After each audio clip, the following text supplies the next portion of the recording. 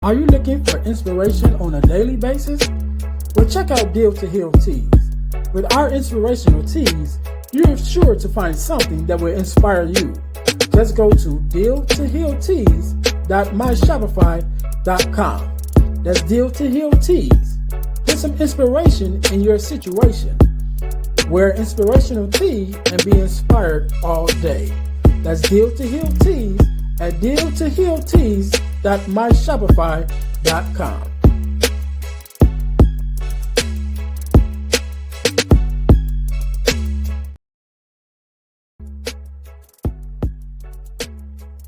Hi guys, if you're enjoying this podcast, then I know you'll enjoy the Deal to Heal with E. James podcast. I'm your host, Ernest James. And on my podcast, my guests and I discuss topics and ways to help us to heal in every area of our lives. I believe that everyone can and should live a life that is whole, healed, and healthy. And therefore, I'm on a mission to help people to deal, heal, and fulfill, to deal with their problems, heal from the pain, and to fulfill their purpose. So check out our podcast. We're on Google Podcasts, Spotify, or even on Audible. And if you want to watch the podcast, check us out on our YouTube channel at Deal to Heal with E. James Podcast. Until then, see you soon.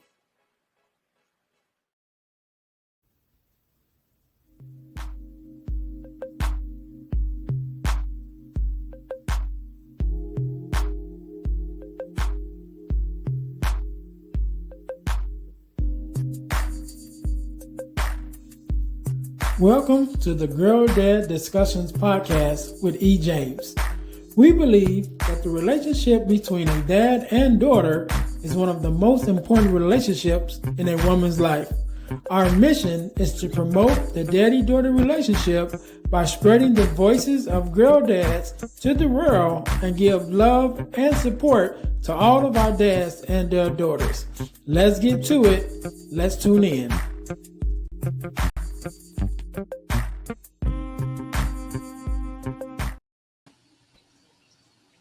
Welcome to the Girl Dad Discussions podcast. I am your host, Ernest James, and I believe that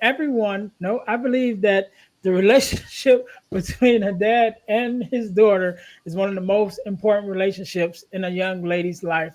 And therefore, our mission is to promote the voices of girl dads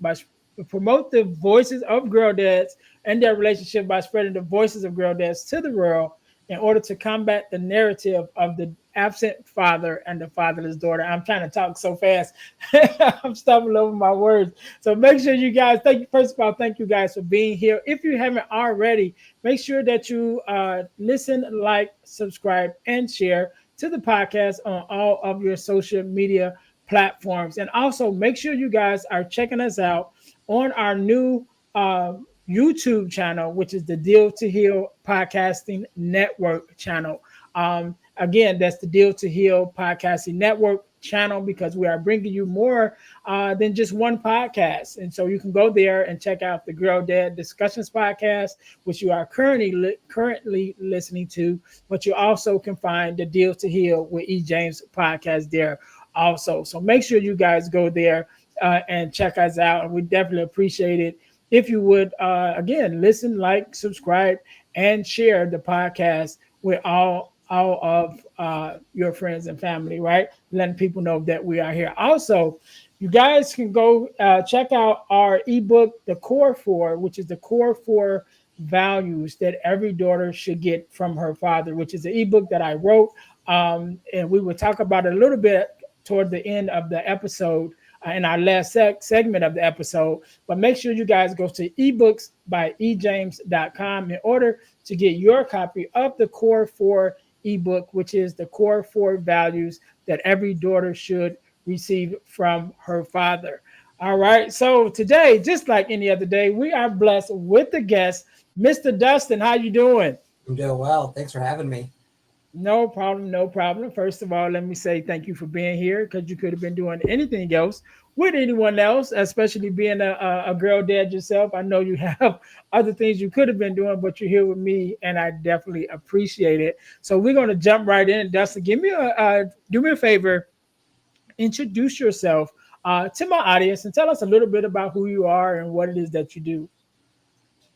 Obviously, I'm Dustin. Married to my wife, Annalise. You've had on your show just recently, I think. We have two kids. My oldest is my daughter, who is turning 5 next year, early next year. My son is 2, turning 3 by the end of this year. And they're all energy. And I love every moment of being a dad. Self-employed with a little bit of a unique scenario where my wife and I are both active in the household. We're both in the picture. You know, they could be kind of its own challenge, but it's kind of how we've wanted to set up our life. So we are the number one influence in our kids' lives. Right, amazing, amazing. So I'm gonna start off by asking the question that I ask all my girl dads. What does it mean to you to be a girl dad? Uh, Journey of a humble pie. The realization that I don't have all the answers, and um, that I need to lean on uh, more of a concrete process than what I have understood. I didn't grow up with sisters, um, so I'm not as knowledgeable about girls per se. Um, so having a daughter come into my life has really changed a lot of my perspective. And it's really it's actually, if anything, it has changed me more than um, anything. I knew that just the moment my daughter came into the world, I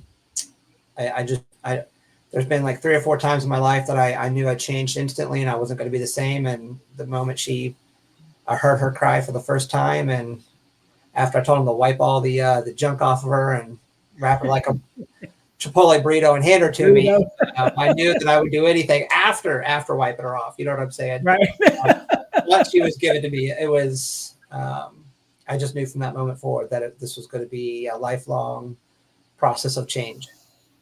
All right, all right. So let's go back a little bit then in this process. How did you find out that you were going to be a dad at that time? Was you guys actively trying to have a child, or was it just like, hey, surprise? For us, this might rub some people wrong. It's just kind of a lot of the conversation my wife and I had is we wanted our children.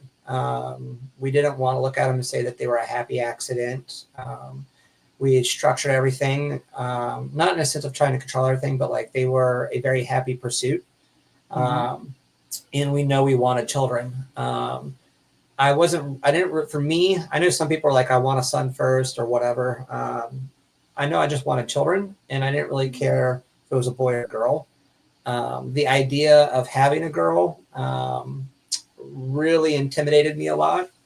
Um, just because I look at with a boy, it's like, I'm a boy, I can do this. With a girl, you know, I just felt like I wasn't really equipped or ready. So I sweated a little bit during the 9 months, but I think it's why we get the privilege of 9 months, so that I could wrap my mind around what it was that I was about to experience. But I can honestly look at both of our children and say, we wanted you.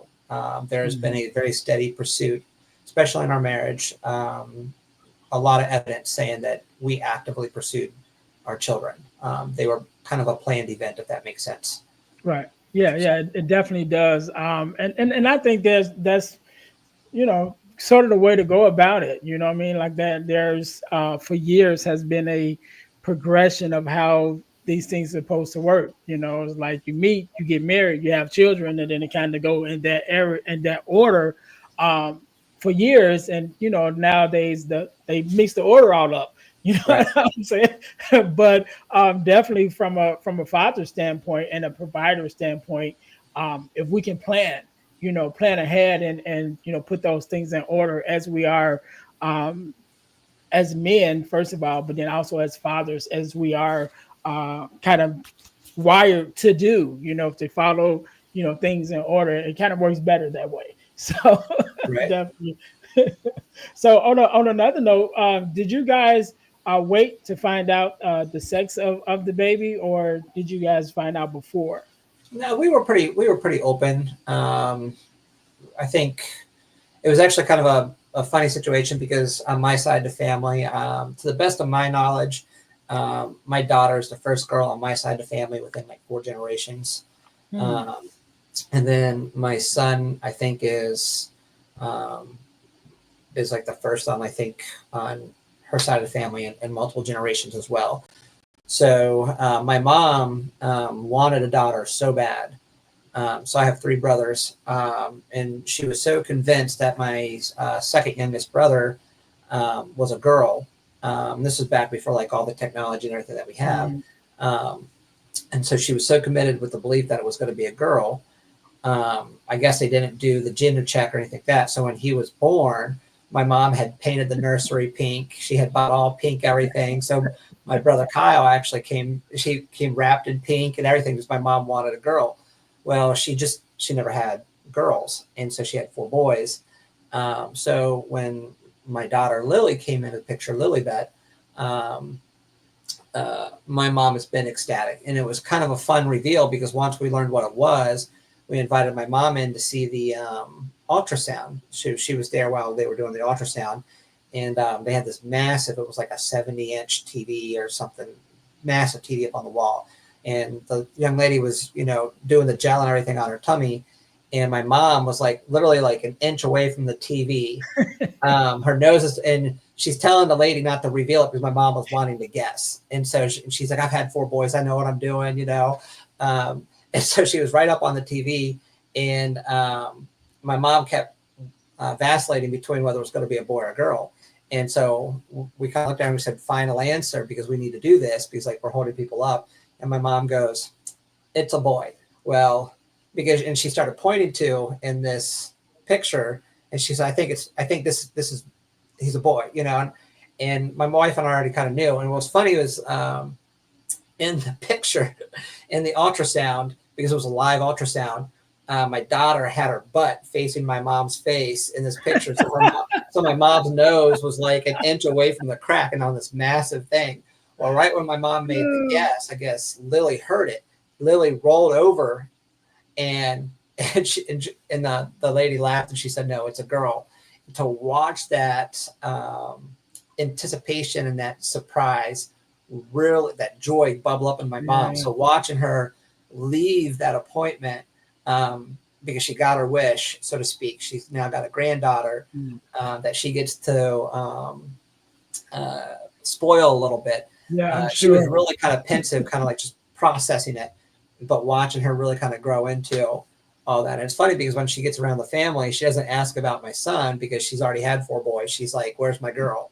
And so this girl has been, she has been very loved, especially by my mom, because I think it's been kind of a prayer answered in that area too.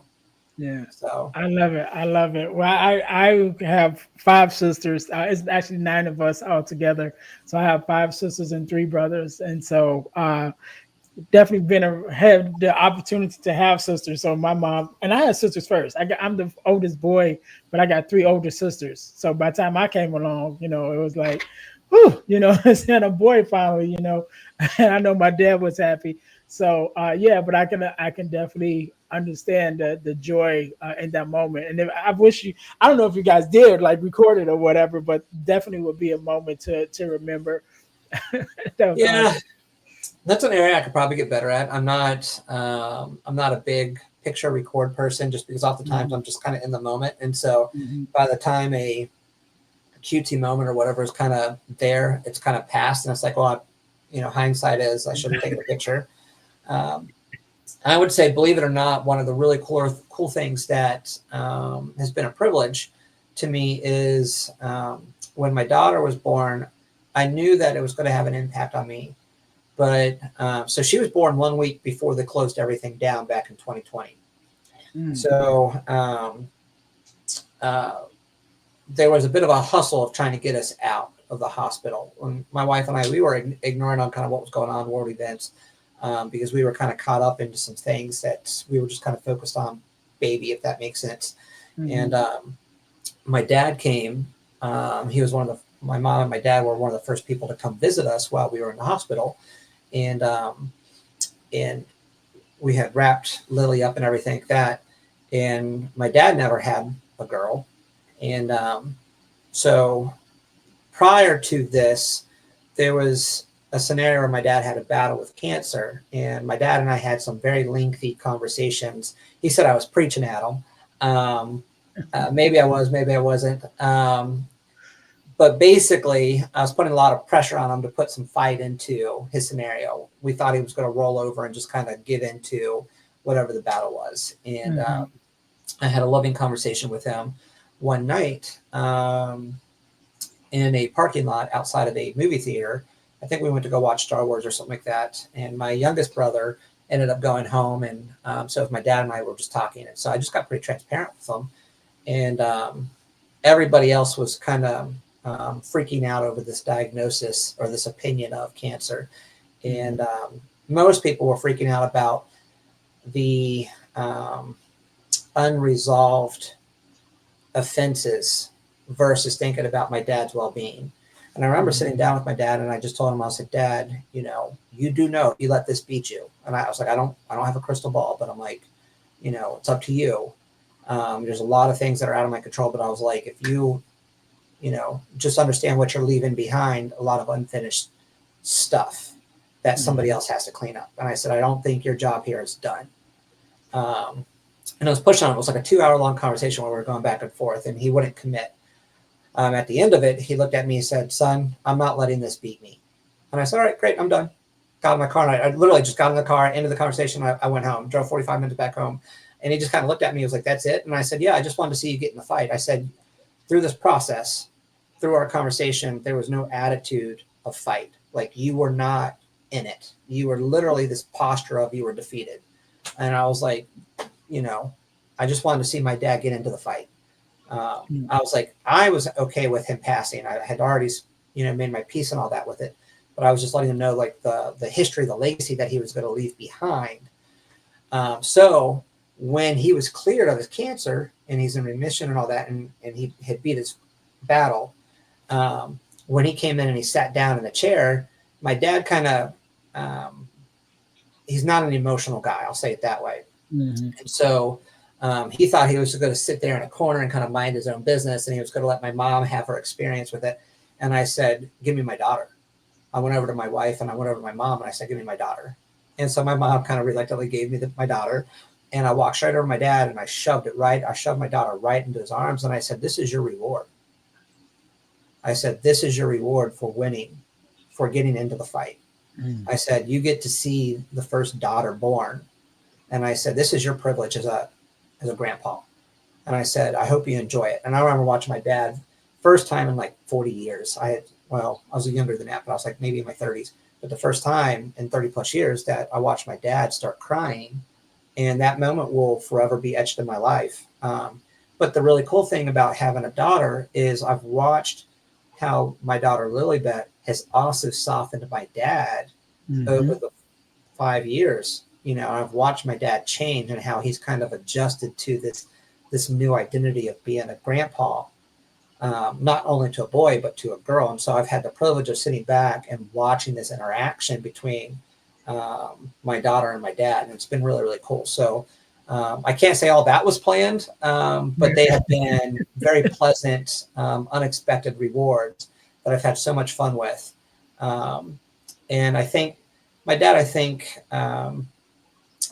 whenever we get around each other, he's like, you're not going to preach at me again. And I'll be like, and I'll let him know, I'm like, why do you need me to? But I think he's appreciative that I kind of got on his case because I think he's really enjoying the season right now. So it's been pretty cool. Yeah, I love it. I love it. My dad is kind of on the opposite side now, right? Because he got 9 kids. So I think on the low end, his kids have one. Like I have one, which is biological, which is my daughter. On the high end, my second oldest sister, I think she has 11 kids. So Wow. from 11 to 1 of 9, there's plenty of grandkids. And so now we already started. We're into the generation now where my dad is having great grandkids now.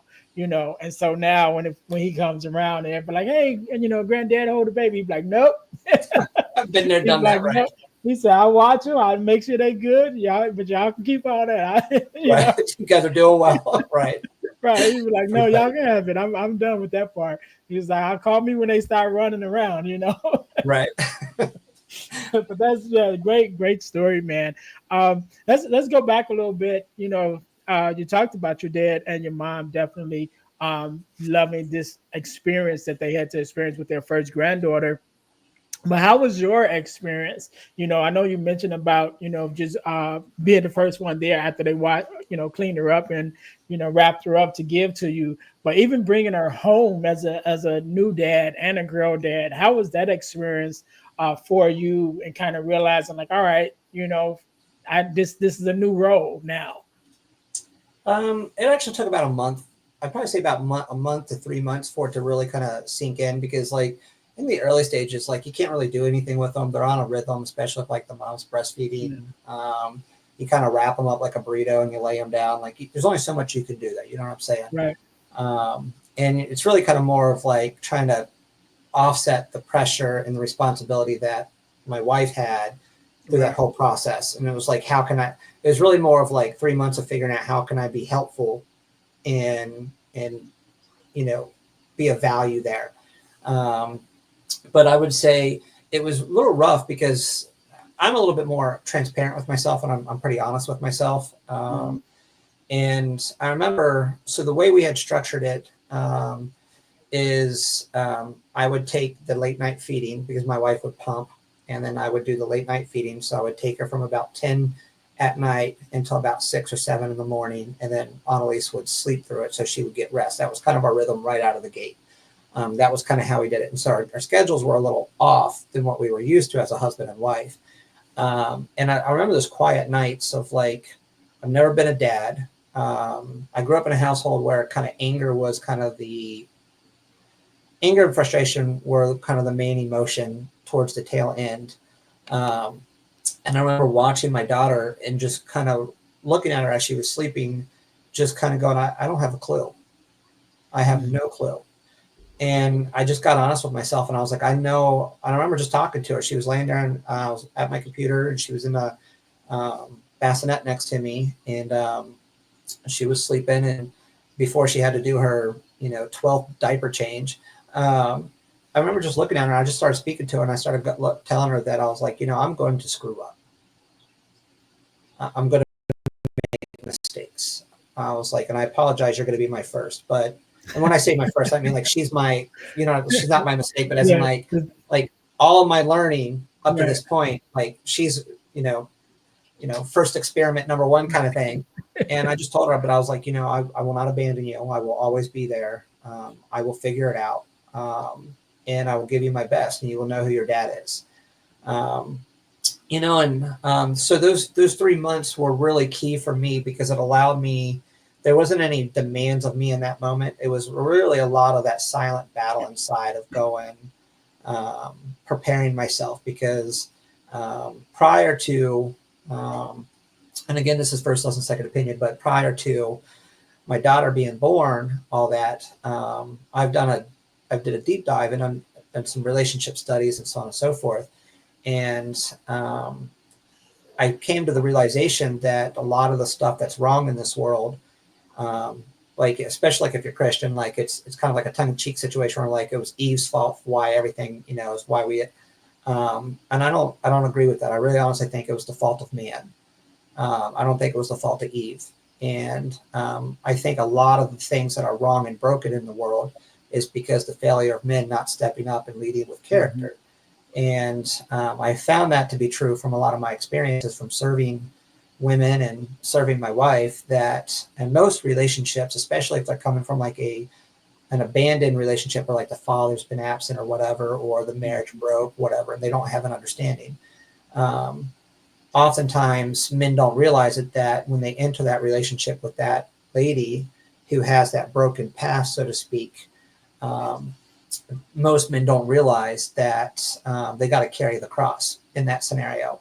And what I mean Mhm. by that is that subconsciously, a lot of women don't, like if they've been abused or hurt or whatever, like, some trauma there. A lot of times it's that man, he doesn't realize it, but he's paying for the sins of the men in her life that have failed to value her and treat her the way she was, the abandonment issues and stuff like that. And so even though that man may not be doing anything wrong, but because out of ignorance and not fully understanding kind of where she's at and what she's struggling with, and she's emotionally processing that, he doesn't realize he stepped into all these wrongs. And I think secretly she's hoping that he will Mm-hmm. uh, heal it, so to speak. Right. Uh, and so stepping into that, one of the things I wanted to make sure is that my daughter, that she was loved, that she was wanted, that I'm not going to do it perfectly, um, but I'm going to do the best I can to set the example with her. And really, in a lot of ways, when I'm done and gone, I want to set it up so that the next man that enters her life, when she's handed off, he doesn't have to go through all the stuff that I had to go through, because a lot of people don't make it through it. A lot of relationships, they don't have a crystal ball, so to speak, to look ahead and see the reward, because when you're in the struggle, it's so hard. And one of the things I want to make sure, the best of my ability and my current level of understanding, is that the future guy that takes responsibility there, he's not having to start behind the eight ball. They could start off Right. with a healthy, process. But I also, at the same time, I want my wife, or I want my daughter, to be brought up where she has a healthy judge of character too, if Mm-hmm. that makes sense. And I think a Yeah. lot of that healthy judge of character will stem from the security and the environment that's established, between myself and my wife. Now, granted, a lot of that is hypothesis, but we'll find out as we get farther into the race. Um, Yeah. so that's my hope and my desire. I oftentimes, when I do make a mistake, or I have to, I discipline out of reaction versus, slowing down. And I notice I'm wrong. I'll go into her room and I'll kneel down beside her bed and I will apologize to her, because I want her to know, I want her to see humility, and I want her to see that, as a dad, that, like, I'm going to seek to try to make it right, especially if I'm in the wrong, because I want her to know Mm-hmm. that, like, I love her, and my pride and my ego is not greater than my love for her. Um, and we have a really unique relationship. It's really cool, and Yeah. I'm loving every minute of it. Yeah, yeah, and I'm loving what you're saying, and that kind of going to take us into the next part of the next segment, should I say, of the podcast, which is called the Getting to the Core segment, which is a segment that was built off our the ebook of the Core Four, which we talked about a little earlier, which is the Core Four values that every daughter should get from her father, right? And so I wrote that ebook kind of with the same mindset that you have, because I realized some time ago that every woman I ever dated throughout my whole life was a fatherless daughter. And so realizing that, my thought was, what can I do to help this this demographic that I keep attracting, or am attracted to, however you want to look at it. And so I came up with the core for just from the values of, number one, being a girl dad, number two, having five sisters, and then also being raised by my father and watching my father navigate through the raising of my five sisters, who are all five different personalities, five different ages, and really thinking about what is it that, at its core, what are those values that he planted into my sisters? What are those values that I wanted to plant in my own daughter? And so I came up with the core four, which is the core four values that every daughter should get from her father. And to my listeners, you guys can get your copy of the core four at ebooks by ejames.com.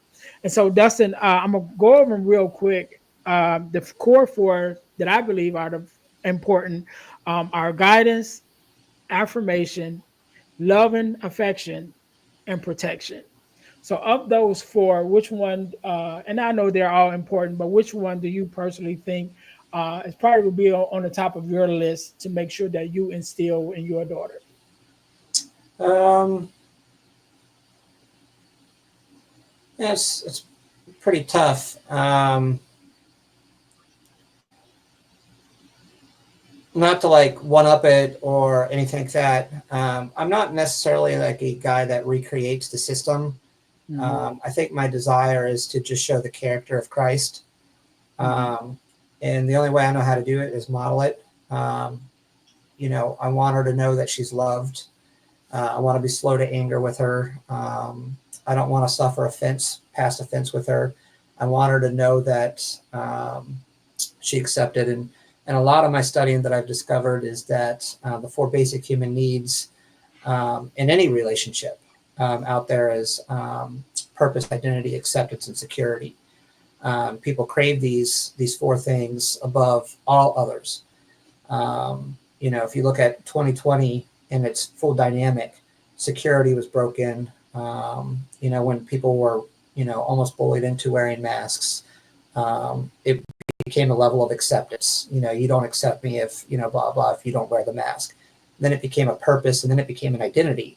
Um, and I think people in all relationships look for these four things. I find it even with being a dad to a daughter is my daughter oftentimes just wants to know that I accept her. Acceptance doesn't necessarily mean I have to agree with everything that she Mm-hmm. does, but I accept her in her brokenness, but I also want to love her towards a more cultivated image. Security is, you know, I she wants to know that I'm there, that I'm present, that and I think men provide a lot more than just financial. I think Mm-hmm. that's actually a really shallow way of looking at it. I think men provide, um, things like an atmosphere, an identity. I think it's really important for a dad to make sure that a girl knows that she's beautiful and that she's loved. An area that I'm noticing that I'm having to wrestle a little bit with is that my children, um, even though my son and my daughter are kind of best friends, um, but they don't realize it. Like when you step back, when they fight with each other, especially when it comes down to time with me, they're fighting for my love, and they don't realize that that's what they're doing is they're competing to try to get me to love them first, if that makes sense. They're trying to jockey for position, and I have to slow down and let them know that I don't love them more or less than the other, and they can't do anything to earn more or less. Mm-hmm. um, and so I think it's a level of security, but also leads into acceptance and an identity. And I think it's also a role of a father to set like a family identity. We love hard. Um, you know, we're quick to forgive. So there's some purposes there, and there's some things. And so I try not to recreate the wheel because I really feel like the wheel's already been created, and I think there's been a phenomenal example there. Yeah. Um, I just don't think we have enough men out there modeling some things. But I also don't think men are supposed to be shallow, and I don't think we should be doormats either. I think we Right. should have confidence, and I think we should have a boldness. Um, an area that I didn't get growing up was is I didn't really have an advocate for me in some scenarios. And I think there are times where a dad, whether it's right or wrong, that kid needs to see the dad step in there and advocate for their kid. And there was Yeah. a scenario that happened where my daughter, she said there was like a ghost in her room or something like that. And my wife kind of Mm-hmm. played it off. And I went to play it off too, because I was just kind of following that a little bit. And I just kind of got flipped. And I was like, you know what? I always want to believe my child. Even though like my life experiences and stuff like that, I'm like, I want to believe my child. And I remember getting up off the couch. I was tired and everything like that. My wife and I were about to transition to kind of our time. We had given our best to everybody. And my wife was like, where are you going? And I looked at my wife and I said, I want my daughter to know that I always believe her. And I walked into her room and I said, what's going on? And so she said, there's a ghost. And I said, where's the ghost? Because I wanted her to know that like I'm here to protect and all this other stuff. Mm-hmm. And she pointed. Well, we had a blackout curtain over the window, and in the ceiling there was a vent, and it was kind of blowing on us, so it was moving the curtain. So she thought there was a ghost in there, and I said, "There's no ghost there." And she's like, "Yeah, there is." And so I had to explain some things, but I went in there with this mentality that I want to believe you, Mm-hmm. and I want to protect you, and I want you to know that no matter how bad it gets, I'm in your corner. It doesn't mean that we're not going to figure some stuff out together, and it doesn't mean that I might eat some humble pie, but through this process we're gonna figure this out. Right. Uh, and she went right to sleep when my presence came into that room, and she knew it was going to be okay. She went right to sleep with no issue or anything like that. Um, and I think it's another area that I think dads provide is this sense of protectiveness. And I honestly think that a lot of trauma that happens in a kid's life is simply because parents become so distracted and absorbed in certain things that um, opportunity is opened up for things to happen. Um, and I'll land with this. And I didn't fully answer your question just simply because just kind of more of the way my mind works is like I don't try to recreate the wheel. Um, is um, accidents happen when responsibility is forfeited. And I think a guy's job is, I don't want to say you never rest, but as a parent, um, you don't get the luxury of rest in that scenario because your job is to cultivate and your job is to grow um, and you can never abandon your post in that scenario because you know all it takes is one time. But I've discovered that like I can't protect my kids from every scenario that comes their way, but Mm-hmm. I can insulate them and condition them to be strong in how to handle situations when I'm not present. And I think it's a role of a dad. And I think it's unfair and I think it's selfish to try to pawn that off on a woman and sit there and say you have to double dip roles. And then they come into a relationship expecting that wife to respect them, appreciate them, value them, or even give themselves to them because they think it's a female's job or whatever their view of marriage is. And then they wonder why there's contention there because she's having to play a masculine role and she has to play a feminine role when she's not so hardwired to be that. When that's Mm-hmm. where as a man kind of comes in and we provide certain things. And women naturally crave security. It's hardwired into them. I've discovered my wife doesn't necessarily need billions of dollars, even though if I can provide it, sure, why not? Right. But she wants to know that it's going to be okay. She wants Yeah. to know that together between us, we're going to figure it out, and it's going to be an us thing. And it's same with kids. So a lot of our stuff is a family thing. Kind of long-winded answer there. No, no, it was great. And man, I don't even want to follow it up, right? We're gonna end it on that, right? So I'm gonna say, first of all, Dustin, I definitely appreciate you coming on, man, and sharing your story and your insight, and that's why I'm not even gonna try to top that last answer, because I think you said so much important stuff, that I just want to leave our listeners right there, right, and they can rewind if they even if they need to kind of go back and listen to anything, listen to exactly what you said. So again, thank you so much for being on. Thank you for being a guest. Is there any social media presence or anything you want to leave the audience with where they can follow That is you? an area I'm not the strongest in. Okay. I'm not as connected social media because a lot of my mental energy is really focused on kind of what it is that I'm doing at that time. Right. My wife's a little bit more the social butterfly, even though, Right. like, Yeah. believe it or not, I'm introverted and I just said a lot.